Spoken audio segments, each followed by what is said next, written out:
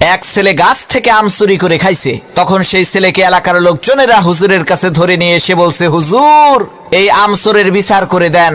হুজুর তার কিতাব বের করে সমস্ত লোকের সামনে কিতাব খুলে পড়তে আরম্ভ করলো। যে চুরি করে খাইছে আম তাকে দিতে হবে তার দাম, দাম না দিলে তার পিঠের উপরে কিল পড়বে ধাম ধাম। হুজুরের কিতাব শুনে এলাকার লোকজন সেই ছেলেটিকে কয়েকটা চর থাপ্পড় মেরে বিদায় করে দিল। আল্লাহর কি কুদরত! কয়েকদিন পর সেই হুজুরের নিজের ছেলে ডাব চুরি করে খাইছে। তখন এলাকার লোকজন হুজুরের কাছে এসে বলছে, হুজুর মানুষের ছেলে আম চুরি করে খাইছে দেখে বিচার করলেন, এখন আপনার ছেলে তো ডাব চুরি করে খাইছে, বিচার করেন তো দেখি।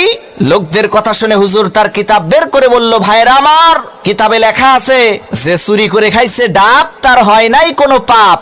তখন এলাকার লোকজন বলল, হুজুর বুঝলাম ডাব খাইলে পাপ নাই, কিন্তু আপনার ছেলে তো একেবারে পাকা জোনা খাইছে। হুজুর তখন কিতাব থেকে পড়লো, যে খাইলো জোনা তার নাই কোনো গুনাহ। এলাকার লোকজন বলল, হুজুর ডাব খাইলে পাপ নাই, জোনা খাইলে গুনাহ নাই মানলাম, কিন্তু আপনার ছেলে তো নারিকেল খাইছে। তখন হুজুর তার কিতাব থেকে পড়লো, যে নারিকেল খাইছে চুরি কইরা, তোমরা সবাই মুড়ি দাও তার হাত ধইরা, কারণ সে চুরি করে খাইছে নারিকেল, এর মানে একেবারে পরিষ্কার তার দেল। তখন এলাকার লোকজন বলল, সর্বনাশ, হুজুর আপনার ছেলের বিচার করার কোনো দরকার নাই, আপনি আমাদের ছেলেরই বিচার কইরেন তাই হবে।